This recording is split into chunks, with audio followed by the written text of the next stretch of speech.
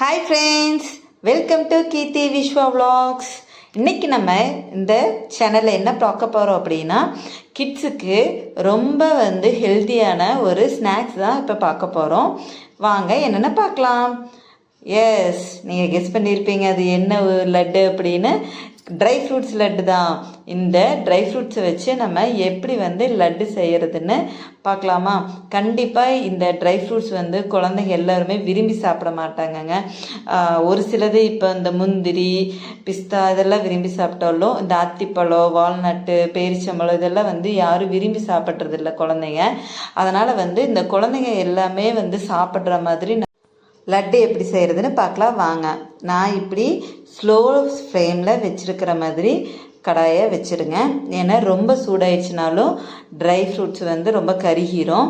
அதை இப்படி ஸ்லோ ஃப்ளேமில் வச்சுட்டு லேசாக வறுத்து எடுத்துக்குங்க. ரொம்ப கருக்குனா டேஸ்ட்டு நல்லா இருக்காது. அதனால் ஒரு மீடியம் ஃப்ளேமில் இது மாதிரி வச்சுட்டு கொஞ்சமாக இப்படி ஒரு சூடாகிற பதத்துக்கு வறுத்து எடுத்தால் போதும். அவ்வளோதான். ஒரு பார்த்தீங்களா, இப்போ கலர் சேஞ்ச் ஆகி கொஞ்சம் பொன்னிறமாக வந்துருச்சுல்ல, இந்த பதத்துக்கு நம்மளுக்கு இருந்தால் போதுங்க. ரொம்ப கருக விட வேண்டாம், டேஸ்ட்டு மாறிடும். அவ்வளோதான். இப்போ நான் பாதாம் கொஞ்சம் பொன்னிறமாக வறுத்து எடுத்துக்கிட்டேன். அடுத்து பிஸ்தாவே அதே மாதிரி தான். எல்லா ட்ரை ஃப்ரூட்ஸுமே கொஞ்சம் மிதமான சூட்டில் பொன்னிறமாக நம்ம லேசாக வறுத்து எடுத்துக்கலாம். அவ்வளோதான். இந்த மாதிரி பொன்னிறமாக வறுத்தெடுத்து அதையும் நம்ம ஒன்றாவே போட்டுக்கலாம், அது ஒன்றும் பிரச்சனை இருக்காது. அடுத்து வால்நட்டு அதே மாதிரி நம்ம வறுத்துக்கலாம். இந்த வால்நட்டெல்லாம் கண்டிப்பாக குழந்தைங்க கொஞ்சம் கசப்பாக இருக்கும். அதனால் அது விரும்பி சாப்பிடாதுங்க. தேனில் போட்டு கொடுக்கணும். அது அந்த இது மாதிரி இருக்கிறதுக்கு ஒரு லட்டு மாதிரி உருண்டையை பிடிச்சி கொடுத்துட்டோம்னா குழந்தைங்க ஈஸியாக அதை சாப்பிட்டுப்பாங்க.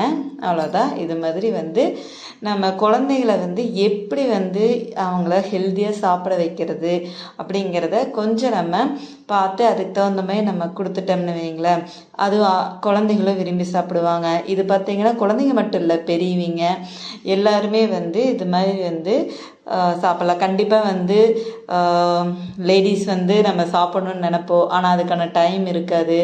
அது ஏதாவது ஒன்று நம்மளுக்குன்னு பண்ணணும் அப்படின்னா கண்டிப்பாக நம்மளுக்கு டைம் இருக்காது.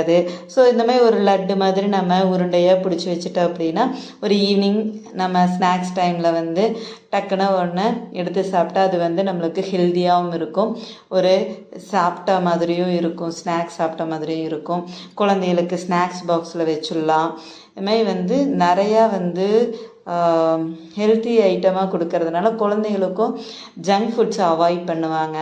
கண்டிப்பாக இல்லையா? ஸ்கூல்லையே இப்போ என்ன சொல்கிறாங்க, ஸ்நாக்ஸுக்கு ஜங்க் ஃபுட்ஸ் வச்சுடாதீங்கிறாங்க. அதுக்கு கண்டிப்பாக இது நல்ல ஆல்டர்னேட்டிவாக இருக்குங்க. அவ்வளோதான். இந்த மாதிரி எல்லாமே நான் வறுத்தெடுத்து அதை அரைச்சிக்கிட்டேன். ரொம்ப நைஸாக அரைக்க முடியாது, இதெல்லாம் கொஞ்சம் பருப்பருன்னு தான் இருக்கும்.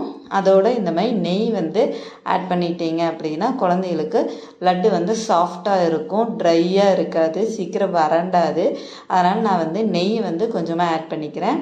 இப்போது கொஞ்சம் இந்த மாதிரி சப்பாத்தி மாவு பிணையிற மாதிரி லேசாக பிணைஞ்சால் போதும். ரொம்ப தட்டி உருட்டி அப்படியெல்லாம் தேய்க்கணுன்ட்டு இல்லை. அவ்வளோதான். இந்த மாதிரி விரலையே சாஃப்டாக பிணைஞ்சிக்குங்க. அவ்வளோதான். சாஃப்டாக பிணைஞ்சு நம்ம உருட்டிக்கலாம். அவ்வளோதாங்க. நம்ம சுவையான ட்ரை ஃப்ரூட்ஸ் லட்டு தயார். நம்ம கடையில் கண்டதை கொடுத்து வாங்கி ஜங்க் ஃபுட்டுன்னு குழந்தைகளுக்கு தர்றதுக்கு பதிலாக இந்த மாதிரி வீட்லேயே அழகாக செஞ்சு நம்ம குழந்தைகளுக்கு கொடுக்கலாம்.